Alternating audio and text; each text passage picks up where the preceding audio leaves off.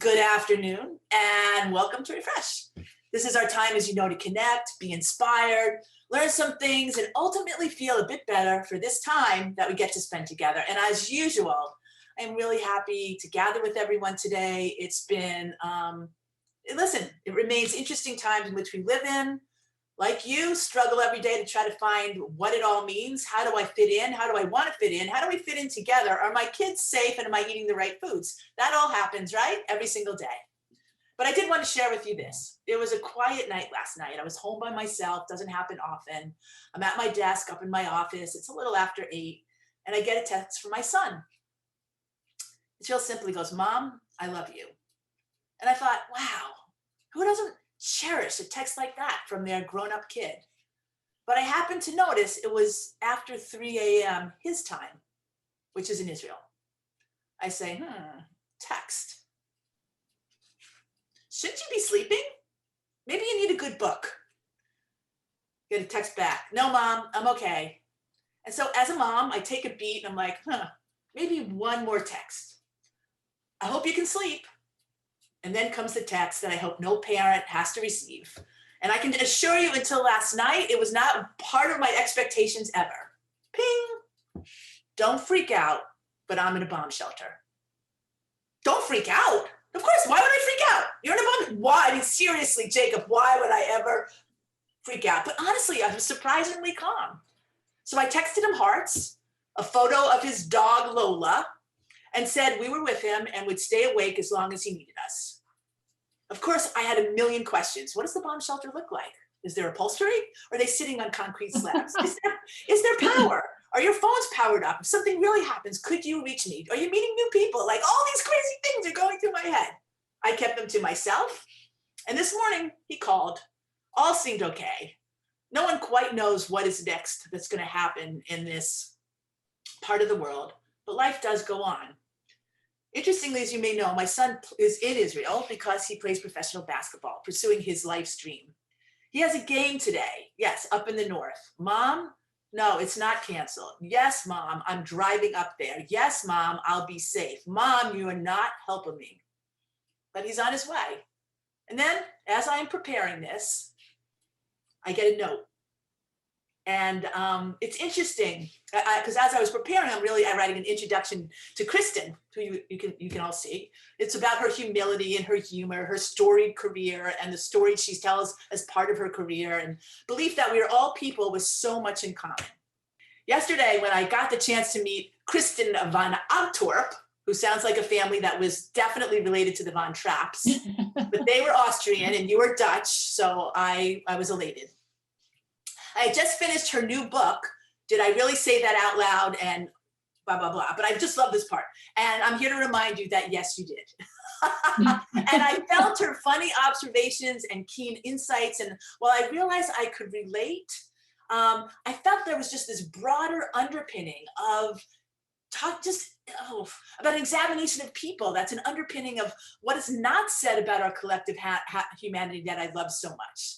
And I want to thank, by the way, Mayor Shelley Brindle, who's with us today, who made this great connection. She goes, "Oh, my friend Kristin, I had heard so much about Kristin, just finished this book, and it's funny, and it's this." And I'm like, I knew that second. I literally ordered it that second and started to read it, and it kept me company at night. So without further ado, I'm going to introduce the much celebrated, much accomplished Kristin van Ogtrop. I'm going to ask you to tell us about your career. I mean, we could talk about glamour and Vogue and the magazine industry, which is really interesting, especially through the eyes of a young woman who thinks that, right, all of that is all of that. So I just want to thank you, Kristin, for joining us. And thanks to Mayor Shelley Brindle once again, who we will draft right away into this conversation. So Kristin, thanks for being here. Well, thank you, Donna. And Shelley, who's like the ultimate connector. Sometimes I feel like if I fast forward like 20 years of my life, basically everyone I know is going to have come through Shelley. Right? Anyway, so it's funny. So I was on doing an event last week, and the woman said to me, "Introduce yourself." And I was like, "Look at, what do I say about myself?"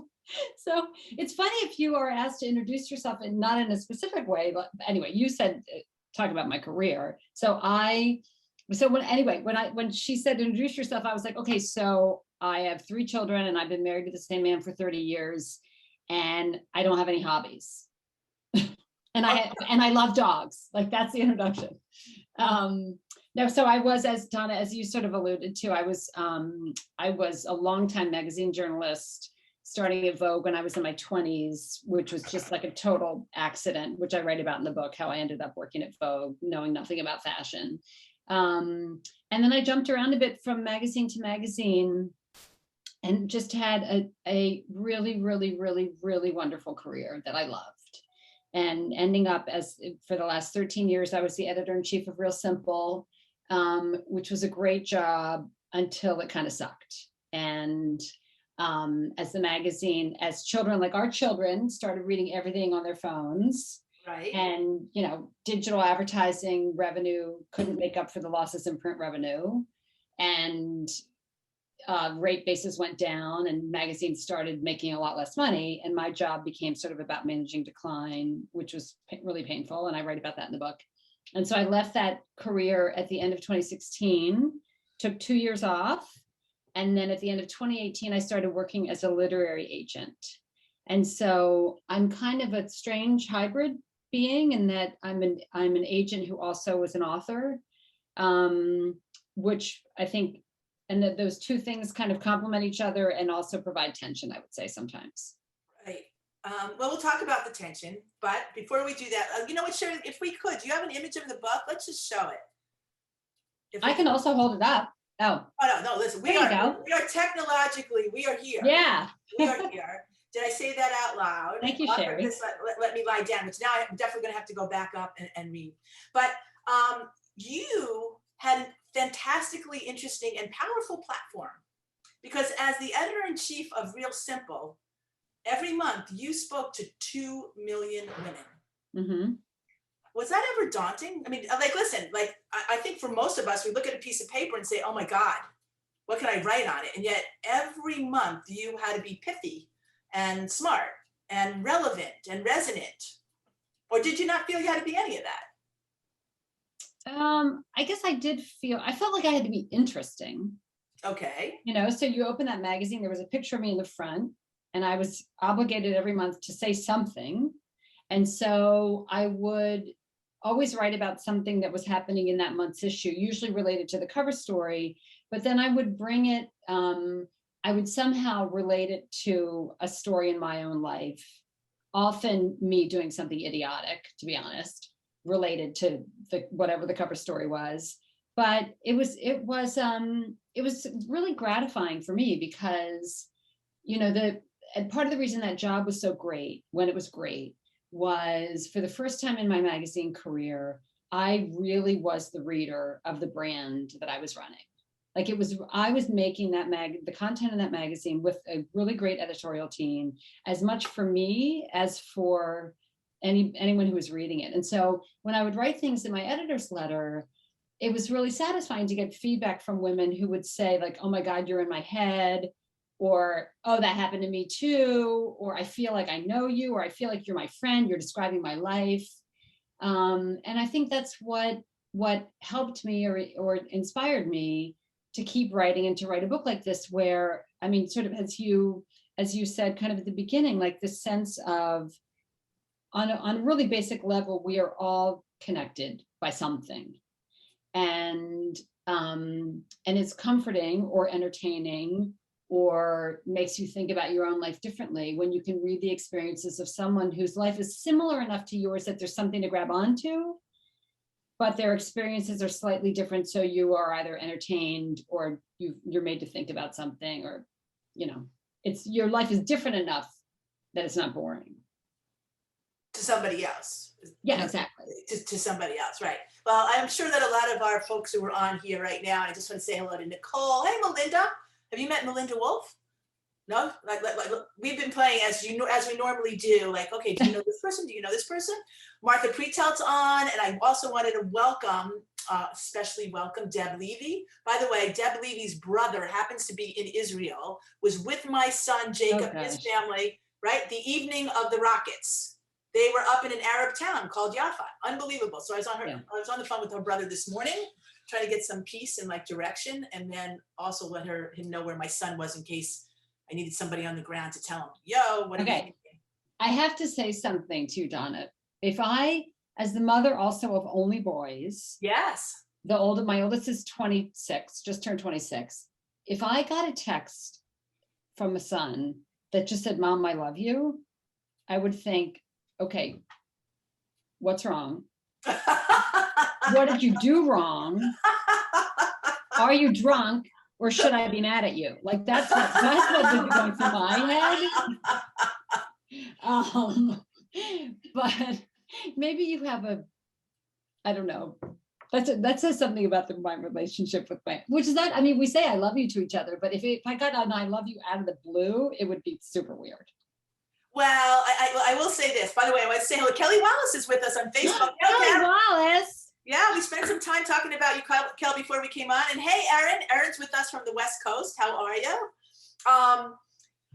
Kelly Wallace, what can I just say, Kelly Wallace? I miss you, Kelly Wallace. Yes. Well, you know what? You can go back and watch her show. Yeah, I'm going to. What? You should. And then you can say, well, is my show better than Kelly's show? Like, we can and I'll say, no, it's not.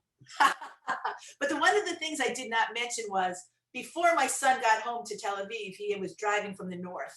And I literally spent an hour on the phone with him, keeping him company as he saw rockets going off and the police routing him and roads being closed. So like, I kind of felt like he was thanking me for spending that time and just being with him. Yeah.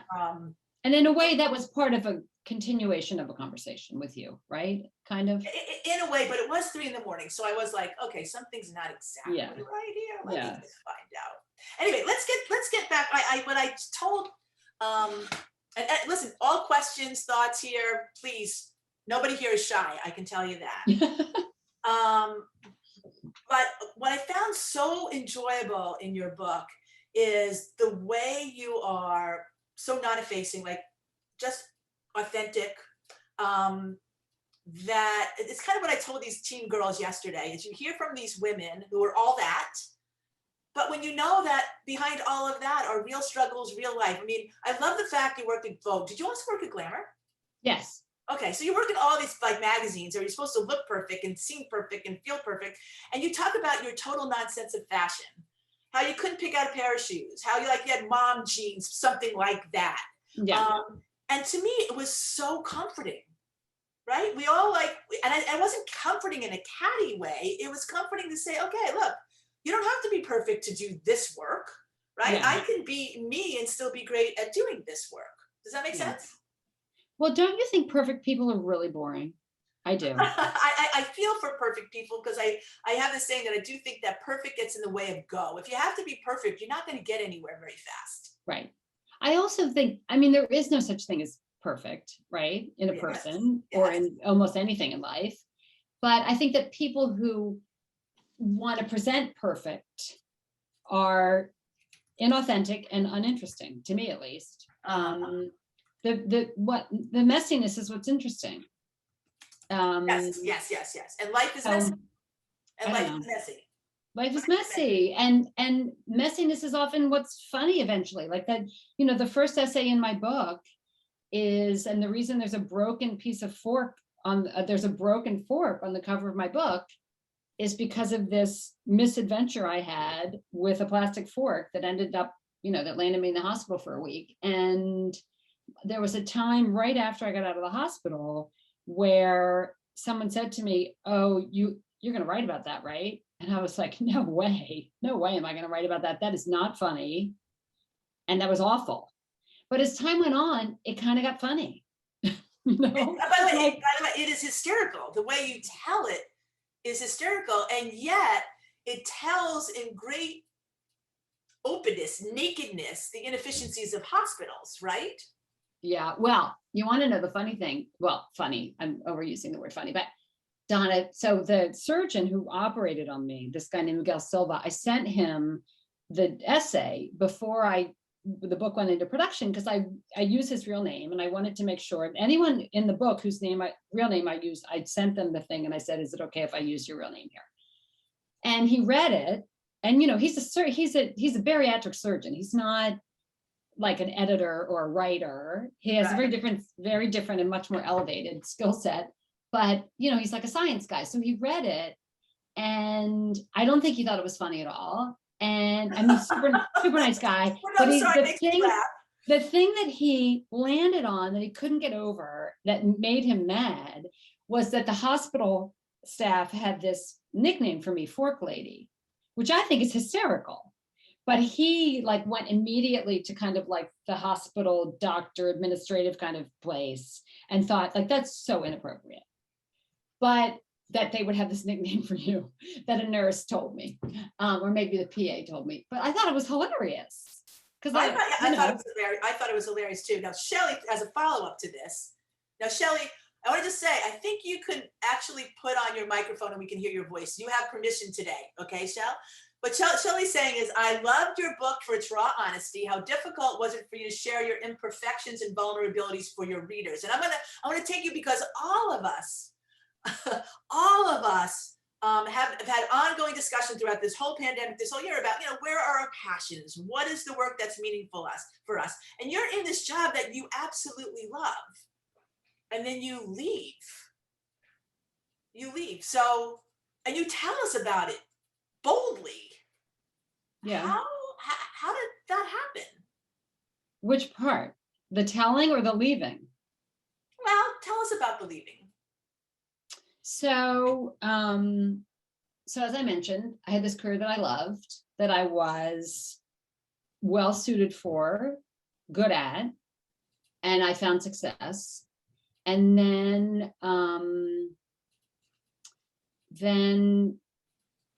just over time, because of the way the industry changed, I felt like I had less and less agency as time went on. And I couldn't control the fact that I had to fire people, and I hated that. And, you know, as I mentioned to you yesterday, Donna, I got angrier and angrier and angrier. I was so angry. And I write about this in the book. There was a moment when I went to my gynecologist, and I'd been in the job for maybe at that point 11 years or something, 11 of 13. And I was then like 50, I guess, years old. And I said to her, and I just had this feeling of heaviness all the time. And I said to her, I think I'm either depressed or I'm going through perimenopause or I need a new job. And she goes, well, it might be all three. And I was like, great. And I think it was that I needed a new job. And so the only way that I felt like I was becoming a kind of an unbearable human being to myself and to the people who lived with me, because I was so just mad and frustrated and bored. And really the only way out was to leave that job. And I guess I was comfortable enough with risk. Well, and also like I wasn't an idiot. I mean, there's that famous Hemingway quote about bankruptcy, where you go bankrupt slowly and then all at once, or slowly and then suddenly. And that's sort of what leaving my job felt like. Like I was slowly leaving my job because I was getting more miserable. And then I just left. But during the slowly part, you know, I talked to my lawyer, I talked to my financial advisor, I said to my husband, okay, worst case scenario, I don't work again. We have to really change our lifestyle. Is it worth it? And we decided, yes, it's worth it. You're miserable. It's worth it. So that's how that happened. And then writing about it, yeah, I'll tell you how that happened. I was writing, so I've got this friend, Jim, who's a novelist, James Ireland Baker. And when I left my job, he said, and I wanted to write, but I didn't know what I wanted to write. And I knew I wanted to take some time off in between jobs. I didn't want to just jump into the next thing. And he said, okay, you need to write with no attachment to outcome. So don't think about what it is you're writing, just write. And so I wrote no attachment to outcome on a Post-it note, and I put it on my desk. And so for a while I was writing about, I also write in the book, as you know, and as Shelley knows, because I know Shelley's read the book, about the loss of this dog, a puppy who died sort of early. Rebel. And so the Rebel died pretty soon after I lost my job. And so I was writing about, I was writing for a while about kind of like losing this long career and losing a dog and trying to see if there was a way to make a book out of those kind of two themes. And there wasn't, it didn't work. But the stuff about leaving my job was very fresh, and I wrote about it right after it happened. And then I realized as I was starting to put this essay collection together, like I don't know about you, Donna, but I know so many women who are in their 50s who look at their longtime careers and think, oh, like, is this it? I mean, Shelley and I used to talk about this all the time. I've been doing this thing for a long time. I'm successful at it, but I don't want to do this for the rest of my life. I want something else, and I don't know what that something else is.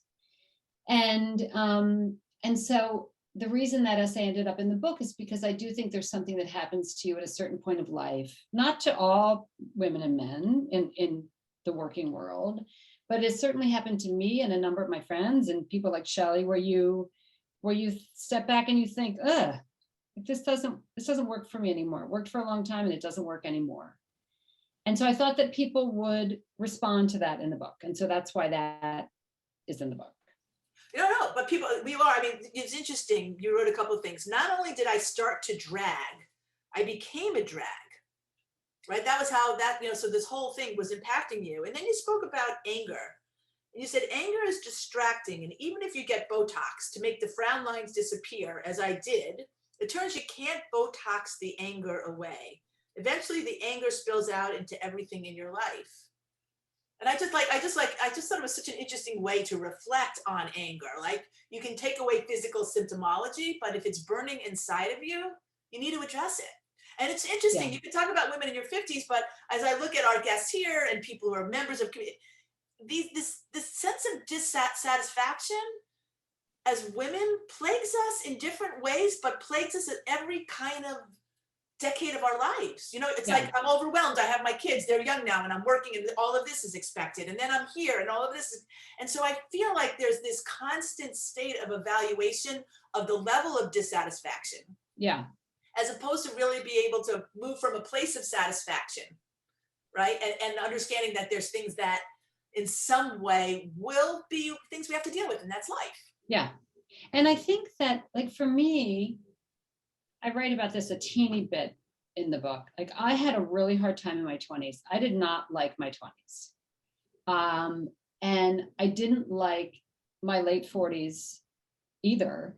And if you look at the similarities, they were both times of my life where I felt like I had very little control over my destiny and not a lot of control over the way I spent my days. And I don't know, does that mean that for me, like, happiness involves a level of control? Maybe, but those were similar feelings in both times of my life. In my 20s, when I was just starting out in my career, and I was starting out really late, and everyone around me had already advanced so far beyond me, everyone my age, because I just took a lot of detours on my way to the magazine industry.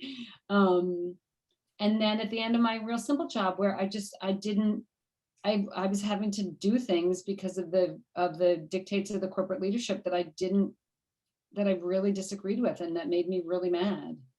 And so anyway. So I guess, now, Shelley, you can turn on your mic if you'd like and ask your question. Would you like to do that? Mayor Shelley Brindle, everybody. There she is. It looks like she's on mute. Oh, there she is. No. Shell? There she is. Can you hear me? Yeah. Can you hear me now? Yeah. Yes. Hi, Shelley. Hi, Kristin. I can't believe I have to come on Zoom to see you. Oh, it's so well, we are in a great. pandemic. I know, it's so great. And I was, texting with Kristin after I read the book, and I told her this, I'll tell everybody else, and maybe Donna, you felt the same way. I would save a chapter every night before I went to bed. It was almost like a gift to myself, because it was just it just put me in the exact right frame of mind at the end of the evening. So congratulations on your book, Kristin. Thank you. I love it. And it was just so you and everything about you, and even more than that. And I found it just so poignant, so relatable, laugh out loud, but just such a great reflection. It was really, really, really enjoyed it. So thank you. And I just had a couple of questions for you, since it's been a while since we've caught up. Just curious, a couple of things. First of all, I want to know what your favorite chapter is and why. Mm. Do you have one? I don't think I have one. Really, I didn't know if you were attached to one. I could tell one. you like what I think the funniest chapter is. Well, you what tell I think me. the saddest chapter is, but I don't know if I would say I have a favorite. Which one do you think is the funniest? I think the funniest chapter is the chapter called Things Fall Apart, which is about what happens to you when you reach a certain age and your body and the world around you begins to fall apart. That one was very funny. You talked about your sisters in that one, right? I talked about my sisters a little bit in that one, right? I talk about my relationship with my abdomen.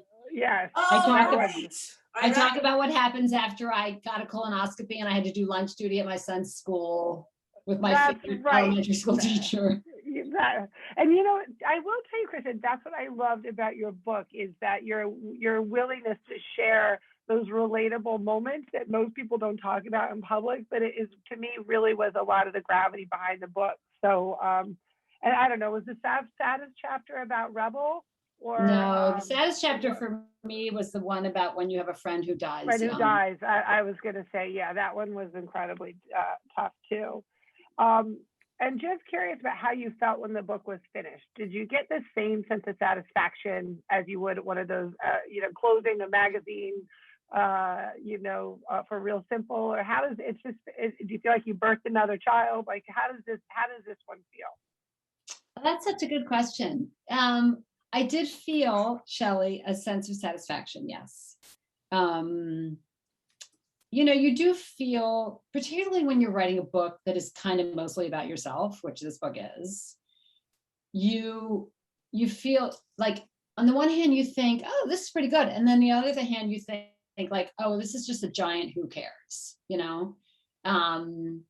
but I really do, I enjoy the writing process. I mean, there are writers who like writing, and then there are writers who like publishing, everything involved with when your book comes out and publicizing it and stuff. I'm a writer who really likes writing. But it was, I feel incredibly blessed to be able to write about crap that comes out of my own head and have anybody besides the people who are related to me want to read it. Yeah, no, and I think that's good. It's interesting what you say is I'm going to just jump in here for a second. I am a reader that loves writing. And so therefore I loved your writing because as relatable as it was, you just used these words and these phrases and these situations that were like, they're laugh out loud funny, but they're so clever, but they're not trying to be clever. They're real. And this is what I love. Now, again, anybody on here listening to us is not seeing Downton Abbey or is dealing with the world of technology that's moving so quickly, and you really worry about whether you are relevant anymore or relatable, right? You're going from one technology, your Facebook, to Twitter, right? Then to Snapchat, which is the one that said "Get You Undone," and then you came up with this line, which just made me laugh out loud, which is, "I want to go live at Downton Abbey." Everybody remembers that was Lord, I guess, what is it, Lord Downton? No. Lord Grantham. Lord Grantham, right? Yeah. Right, this big house and whatever the years were in season 1 before Lord Grantham buys a telephone. And I was like, yes, right? The telephone is like smoking weed. It will lead to heroin. That's like, I'm like, oh my God, right? That telephone is going to take us down this path of technology where will get us today where we don't know what the heck is going on. It's all over. The telephone goes in and it's all over. Yeah. Right? And so this idea of dealing with technology, which I think all of us are trying to figure out, is it, it's both good and bad, but given an option, if we had to do all or none, it'd be interesting on the chat here, all or none technology. Now, you know what? I don't know. You can make that choice. You can't. Well, it might be hard because you got to clarify that the refrigerator stays, the washer and dryer stays, the dishwasher stays. I guess I'm talking more about like all or none social media technology. So no Facebook, forever? No Twitter. Oh, I don't know. You get to decide. I think that it would be very cleansing if we all, 1 week a year, put down our phones. And made yourself, I don't know, bless you. But then but if you email people on your phone, I don't know. I think it would be cleansing to take a break. Yeah, Becky Steen says none, which is interesting because she does work in the technology field.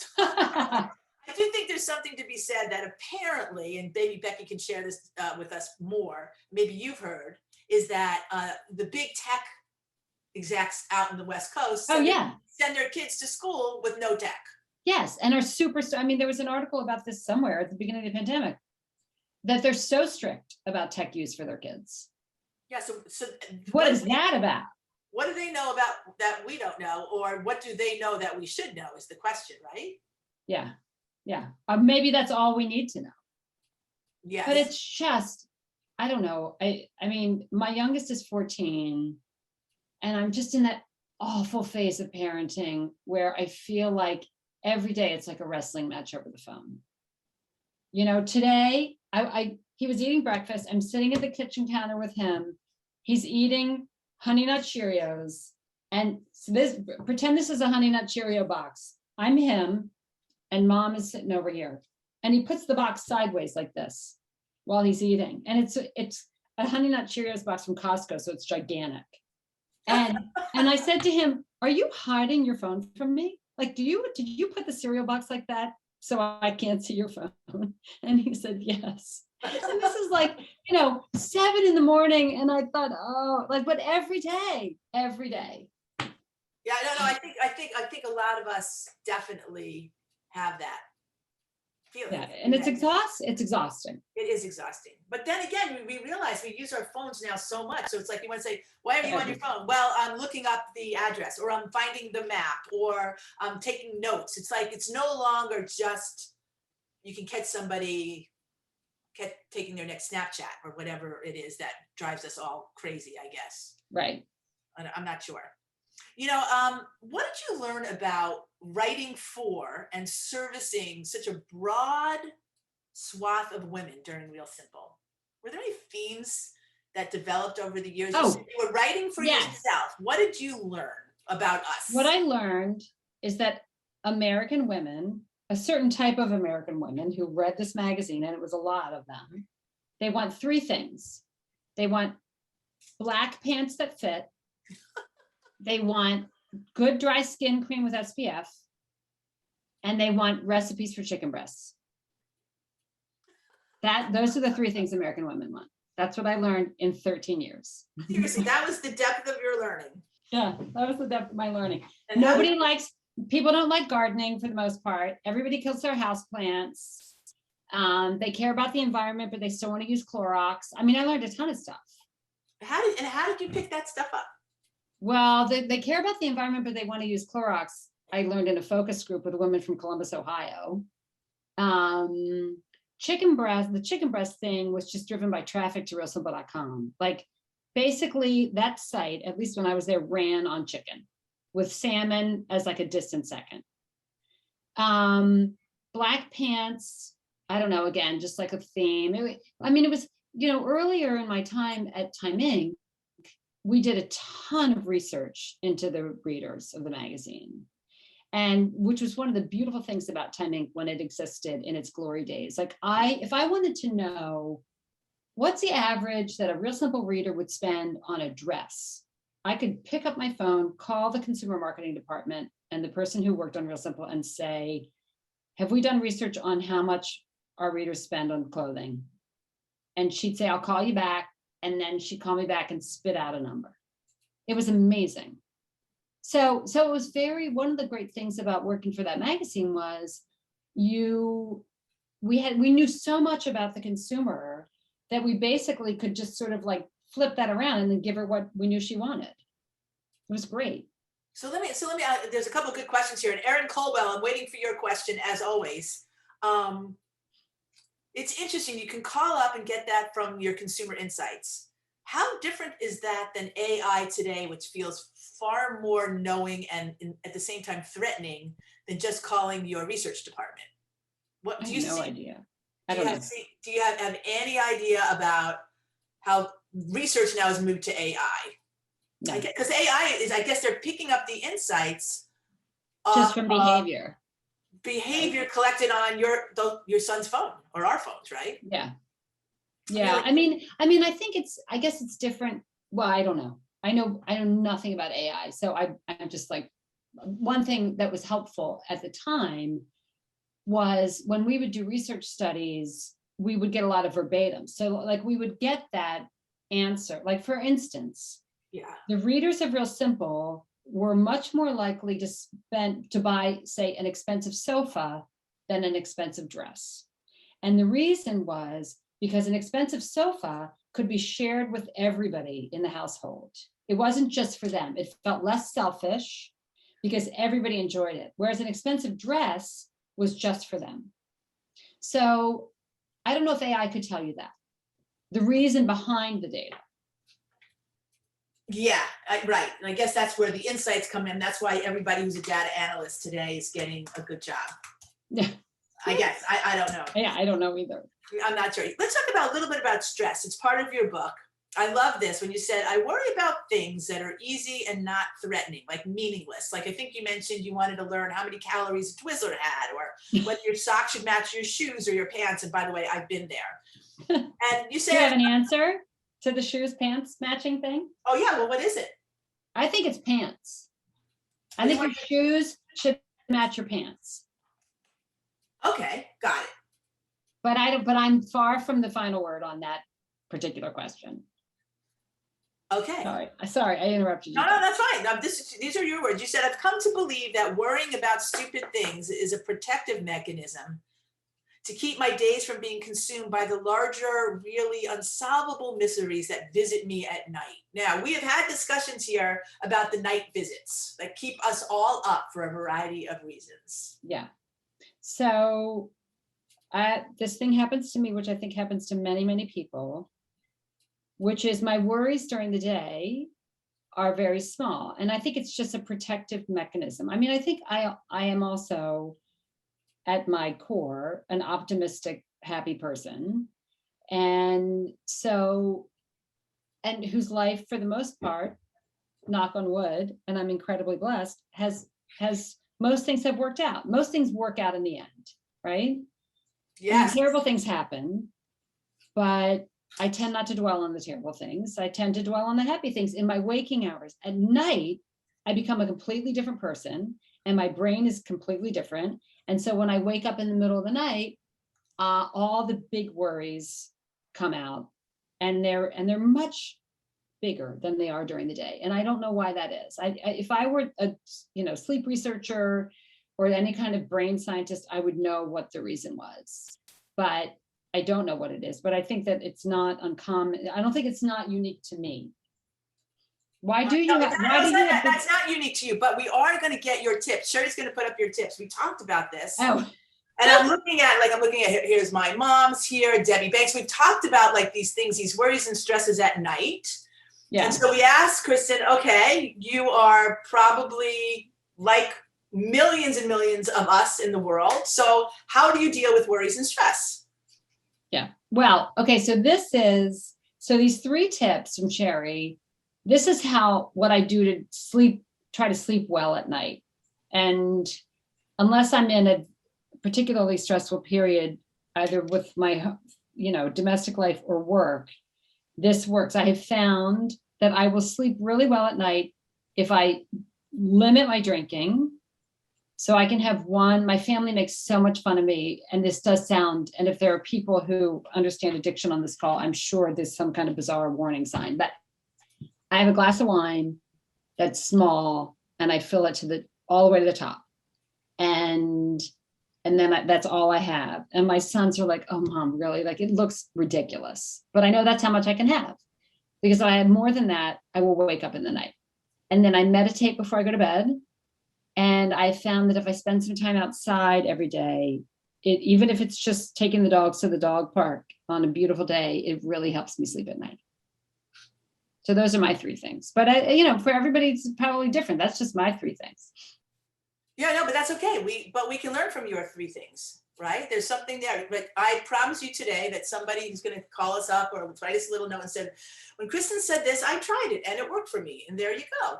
I mean, that's and the wine thing is not a revelation to anybody, but and Nora Ephron in one of her books wrote, there was something in the back of one of her books, it might have been I Feel Bad About My Neck, where she said, if you're waking up in the middle of the night, it's the second glass of wine.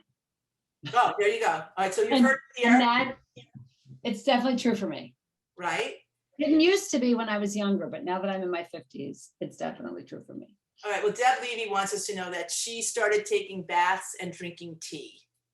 Oh, I love the idea of taking a bath, the actual filling the bath. Yeah. For somehow with you. that's my barrier. I guess I have to go back to Lord Grantham's house and I can have somebody draw my bath and then clean the bath, and then I'd be okay about the bath, right? Because I have all these beautiful little bath salts and crystals, and I'm like, that bath thing sounds great. And I'm like, yeah. I gotta fill it. So Okay. So Deb also, so I see what Deb said. Oh, Shelley. Okay. So Shelley sleeps better when she leaves her phone downstairs, 100%. Unfortunately for me, my phone is my alarm. So Sunday night through Thursday night, I sleep with my phone next to my bed. But Friday, Saturday, my phone is downstairs. And that is bizarrely relaxing. And then Deb, half of my family takes melatonin and swears by it. I don't. And also 2 members of my family sleep with weighted blankets and swear by those. Oh, I've heard about that. My mom, she said, I always had this very heavy quilt, feather quilt when I was young, and it always made me feel so safe and good, interestingly enough. It just feels too hot in Florida. I don't know. Well, do you know, Donna, what a weighted blanket is? It's so heavy. Right. You can hardly pick it up when it arrives in a box. It's so heavy. There's this company called, I think, Baloo, Baloo, right, that makes really good weighted blankets. I mean, it's good for people with anxiety, but it's a really good sleep, non-medicinal sleep aid. Really? Okay. Well, everybody here, listen, look at all the things. I feel like we're part of a new magazine today. Here are our recommendations. Actually, there's a lot to be said for that, right? For the idea of just getting together and saying, okay, what do you do? What do you do? What do you do? But Deb said, all right, let's see. Becky said you can get different weights. Oh. Start with 10-pounder. Yeah. It's amazing. Look at that. Becky, I don't know what weight we have, actually. Yeah, that's really amazing. Okay. So but it's not hot. It's not like a down comforter. It's not hot. It's just heavy. Right, Becky? I don't know. I don't sleep with a weighted blanket, but I don't think my kids who sleep with weighted blankets find them hot, just heavy. All right, Deb wants more natural remedies. I will say that I definitely discovered the last couple of nights I had both dogs sleeping with me. They literally sleeping on top of me. And I decided that when I removed them from those positions, as adorable and sweet and loved as I felt, I did sleep better. Sorry. Well, that's also hot. It's hot if they sleep. Sorry, girls. There they are. They're sleeping now. They're in a good sleeping position. Before we go, I want to talk about one other area you brought up, which I really also appreciated. All right, and I also want to address one of these comments in the chat. Please go ahead. Go do it. Okay, real quick. Someone said, I don't read, but I want to buy the book. Where can I get it? Oh, you don't want to sell a book, do you? Okay, go ahead. So it's on, I would recommend go to your local independent bookstore, but of course you can also get it on Amazon. Okay, that's and awesome. Audible if you want to listen to it. We definitely are big fans of Audible in this group for sure. Oh, and Krista Carone. Do you know Krista? Have you met Krista? Yeah. All right, well now you are. Here, her question is, what magazines do you read in print? And what consumer brands do you think are effectively marketing to women in this life stage? That's great questions. Man. What magazines I'll start with the first one. The magazines we get in the mail, which is different from that I read, are the New Yorker. We still get Real Simple. My son gets the London Review of Books and the New York Review of Books. I definitely don't read those. And we get Adirondack Magazine. And so of all of those, I would say I read Adirondack Magazine and the New Yorker. In terms of who's marketing effectively to women at this life stage, I don't know if I can answer that. I don't know. I'd have to really think about that. And I don't have like an immediate 10-second answer to that question. That's interesting. I remember Leslie Seymour, who did More Magazine for a long time. And it was interesting and that was for women 40 plus. And no woman at the time wanted to be seen as 40 plus. And so ultimately the magazine went out of business, which is kind of interesting as far as that goes. I mean, I do think that menopause is becoming a much less horrible concept to talk about publicly, based on podcasts I've been listening to lately, things I've seen in the New York Times. I've got this old friend from Real Simple who started this menopause brand with someone who used to work at Target. I think that menopause is the new okay thing, that whatever. Well, I think we're changing our attitudes towards menopause. Right. And we have a wonderful relationship with the Mayo Clinic here. And two of our most fave docs are actually national menopause experts. Maybe yeah. So maybe we should invite them back. All right, before we go, let me just see any other questions here. I love this part of the book. And you talk about making friends, right? So we're all making friends. Yeah. You talk about how it gets harder to make friends as we grow older.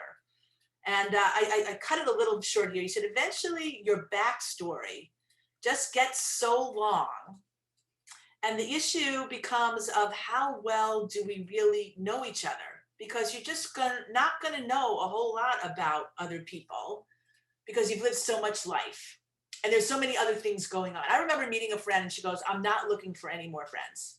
And you're like, okay. She goes, "Nah, but I think you made the cut." And I'm like, "Well, then, okay." And we're really great friends. But I remember there was this real distinct, like, I'm done with friends. And you wrote a lot about that. Well, I think that that's a natural way to feel sometimes, that maybe you have enough friends, but I think it depends. For me personally, because I had my third child almost a decade after I had my second child, I have these two sets of friends. I have actually three sets. I have sort of childhood friends.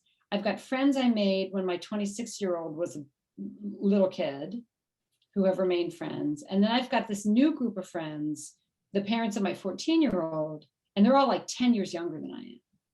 And there's definitely a gap certainly in experience, because we haven't been friends as long, but also in kind of like life understanding, because I've got these older kids who have gone through certain phases of development that these parents haven't experienced yet. I think it is possible, certainly, to make friends in midlife. I think my parents are very good at it, but I had, it's interesting, Donna, that you bring up that chapter, because I had lunch last week with a woman who I've known for kind of a long time, who I really like a lot. And she said to me, but we're not really close friends, but I would call us friends, more than acquaintances, less than close friends.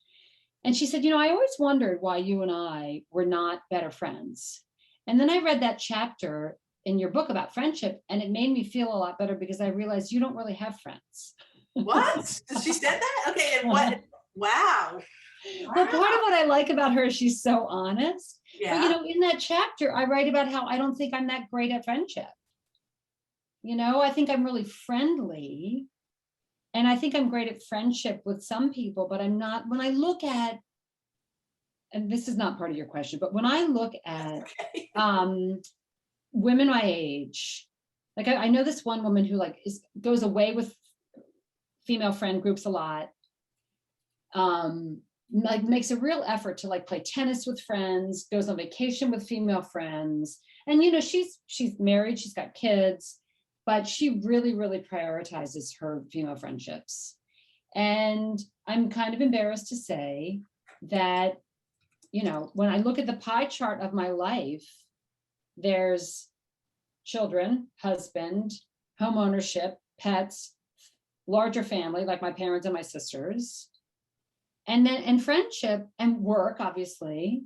And friendship is a small slice of my pie at this stage of my life, and which I probably will regret, but it's just the way I manage my time, I guess. So I don't, I find friendships very fulfilling, but I don't think I nurture them as much as I probably should. Really? Well, maybe that's something today reinforces, and we can enrich your life by this experience. You see, it goes both ways. I do want to let you know, my mother just sent me a text and she said, "I am enjoying this show." She said, "I had a problem at the beginning. My mouse was out." Her mouse was out. Honestly, she would be really great for a lot of very humorous lines. "My mouse was out. Love, Mom." Yeah. All right, we're going to wrap up in just a few minutes, but we always like to ask this question of our guests. And let's see how you feel about this. if you could give your younger self one piece of advice, what would it be? It would probably be calm down. Okay, what does that mean? Well, I think that I worried. I just worried about the future so much, and I don't know. It would be calm down and stop.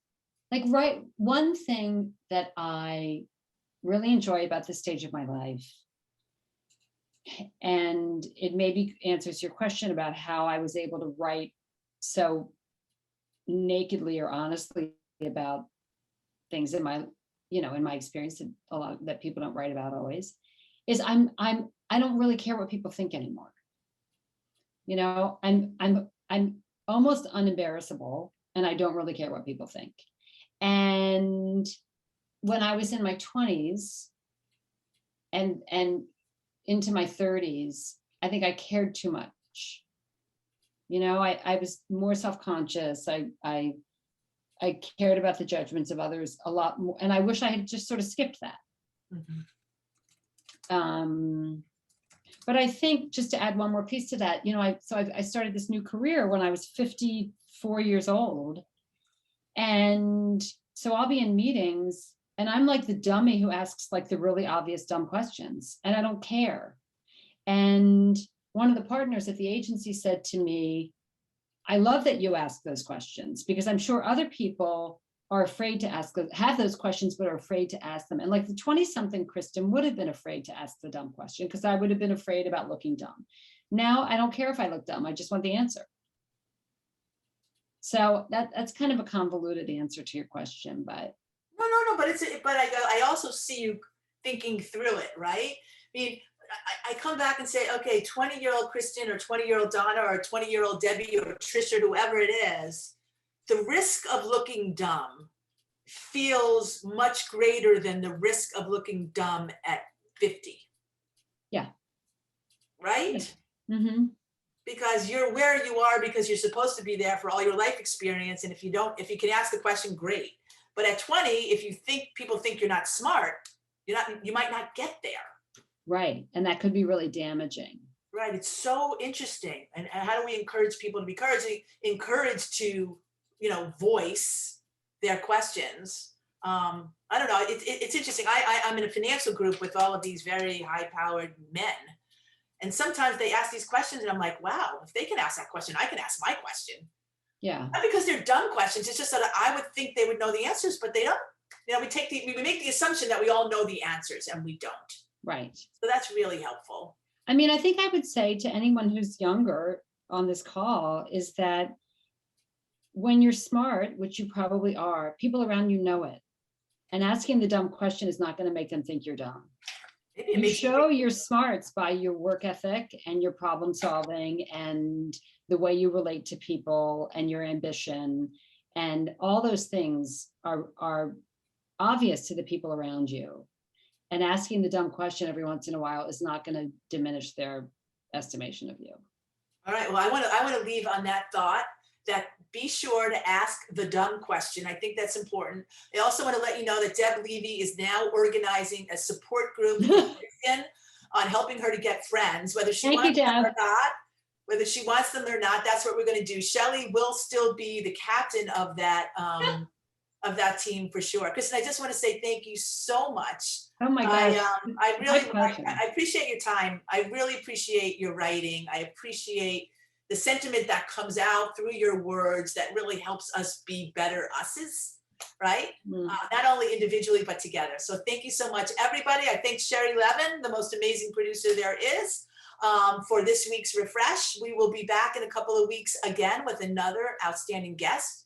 Great community, panelists, Facebook, the whole thing. Until then, stay connected, right? Be inspired and stay healthy. Bye, everyone. Thank you.